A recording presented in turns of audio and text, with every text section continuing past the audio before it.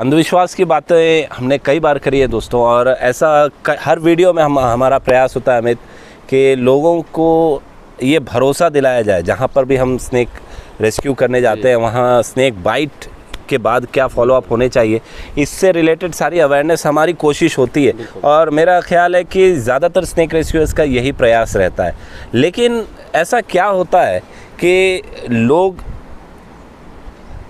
सर्पमित्रों की बातों से ज़्यादा उन ढोंगी तांत्रिक बाबाओं की बातों पर विश्वास करते हैं और अस्पताल ना जाकर झाड़ फूँक के चक्कर में अक्सर अपनी जान गंवाते हैं।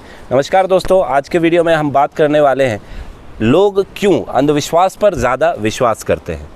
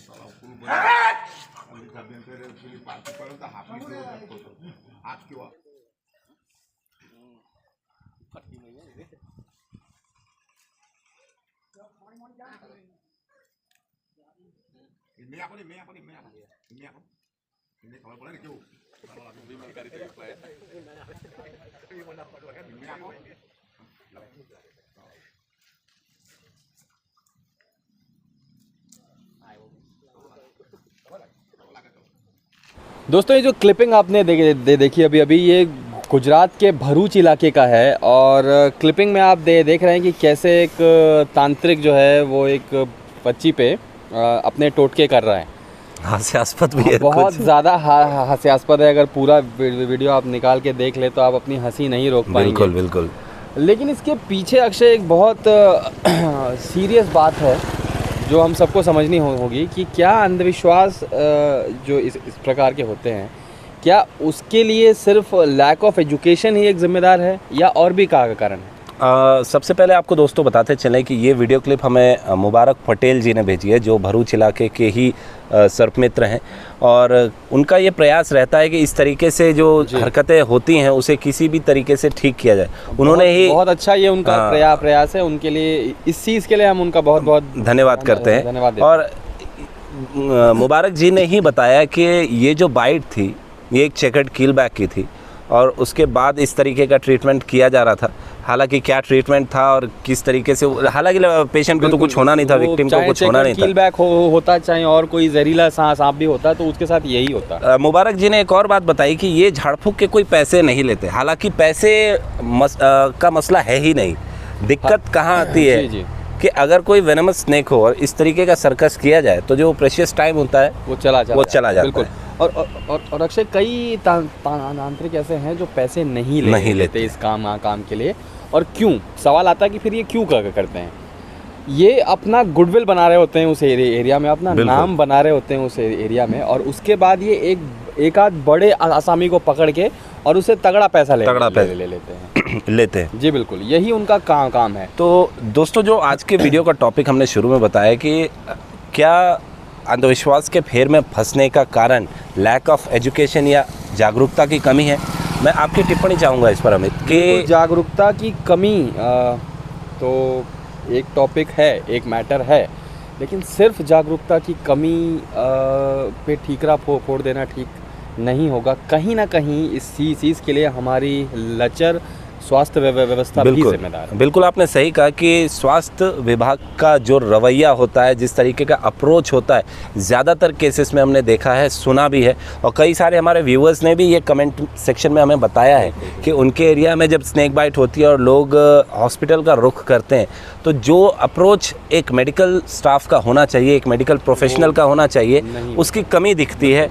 और इस कारणवश कई बार ऐसा हुआ है कि मरीज़ की जान चली गई है। स्नेक बाइट एक ऐसी इमरजेंसी है जहाँ पे एक एक सेकंड कीमती है पेशेंट के लिए, और सरकारी अस्पतालों में ये प्रायः देखा गया है जहाँ एंटीवेनम्स होते भी हैं वहाँ भी स्टाफ्स को इसकी कोई जानकारी नहीं होती, खासी जानकारी नहीं होती, और वो तत्परता नहीं दिखाते, वो जल्दबाजी नहीं दिखाते।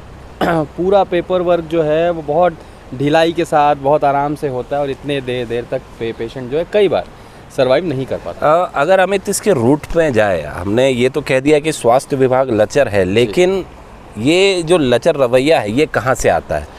क्या इसके लिए हमारा एजुकेशन सिस्टम जिम्मेदार नहीं है? क्या जो बेसिक नॉलेज होनी चाहिए, आज भी आप देखें कई जगह, चाहे वो स्काउट गाइड्स में हो या कई सारे सिलेबस की किताबों में भी हो, वही घिसे पिटे सदियों पुराने तरीके बताए जाते हैं स्नेक बाइट के बाद के फर्स्ट एड में। बिल्कुल सही कहा आपने। चाहे बात एनसीसी की जाए, चाहे स्काउट गाइड की जाए, हम किसी संस्था पे दोषारोपण नहीं कर रहे हैं, लेकिन उनके सच्चाई यही है जी, उनके भी प्रोटोकॉल्स में जो फर्स्ट एड बताए गए हैं वो यही है कि स्नेक बाइट अगर आपको होता है तो आपको उसके ऊपर टाइट से कपड़ा बांध देना है, और आपको क्रॉस बनाना है ब्लेड से, और वहाँ से खून निकालना है। तो ऐसे सब गलत फर्स्ट एड्स जो हैं वहाँ भी बताए जाते हैं, और ऑब्वियस है कि हमारे डॉक्टर्स की भी कोई स्पेशलाइज्ड ट्रेनिंग नहीं होती, ना स्टाफ की स्पेशलाइज्ड ट्रेनिंग होती है स्नेक बाइट को ट्रीट करने की, जबकि आंकड़ा जो है स्नेक बाइट का 55 to 60% death all over world के इंडिया में ही होते हैं। तो दोस्तों देखा जाए तो ये सारा सिस्टम जो है वो ही एक तरीके का फेलियर है। बिल्कुल। हमको क्या करना होगा, किस तरीके से हम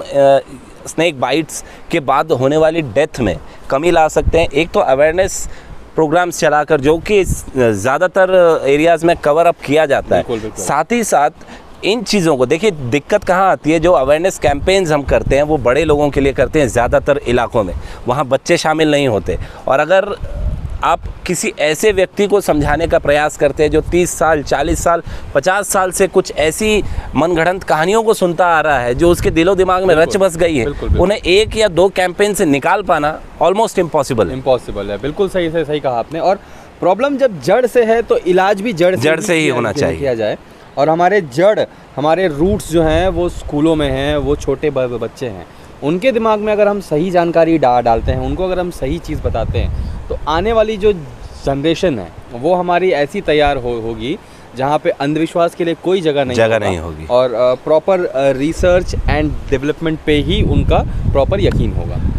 कई सारे वीडियोस हमने देखे हैं स्नेक सेवर्स के, जहाँ पर वो स्कूलों में जाकर प्रयास करते हैं। हालांकि इस कोरोना काल में ये संभव नहीं है, लेकिन फिर भी जब नॉर्मल समय आएगा, जब हम हालात वैसे ही नॉर्मल होंगे जैसे कि आज से 1.5-2 साल पहले थे, तो मेरा सभी सर्प मित्रों से निवेदन है कि जो अपने आसपास के इलाकों में आप अवेयरनेस कैंपेन्स करते हैं, उसका दायरा, उसका डायमेंशन और बढ़ाएं। सिर्फ उन इलाकों तक सीमित ना रहें जहां पर आप रेस्क्यूज़ करने जाते हैं, बल्कि आप जो आपके एरिया के स्कूल्स हैं, चाहे प्राइवेट हो, चाहे सरकारी हो, चाहे कोई भी स्कूल हो, आप वहां पर जाकर भी ये अवेयरनेस कैंपेन करने का प्रयास करें। क्योंकि अगर आप बच्चों को सही कर पाते हैं तो हम अपना भविष्य सुधार पाएंगे। तो इसी नोट पे हम आज का ये वीडियो जो है वो समाप्त करते हैं। अगर आपको ये जानकारी अच्छी लगी दोस्तों तो प्लीज़ सब्सक्राइब करें हमारे चैनल को। हमारा ये भी प्रयास है कि समय समय पे सभी सर्प मित्रों के साथ हम कनेक्ट हो पाएँ, और कौन कौन सी ऐसी नई चीज़ें हैं जो हम अपनी कम्युनिटी में शेयर कर सकते हैं जिससे समाज को फ़ायदा हो, ये लेने और देने का हमारा प्रयास रहता है। तो जो भी सर्प मित्र हमारी टीम के साथ कांटेक्ट करना चाहते हैं, नीचे आपको हमारे कांटेक्ट नंबर वहाँ अवेलेबल है, आप हमसे कांटेक्ट कर सकते हैं, और हम सब एक साथ कुछ समाज को कुछ अच्छा देने का संकल्प है हमारा। आज के लिए इतना ही। जय हिंद, जय भारत।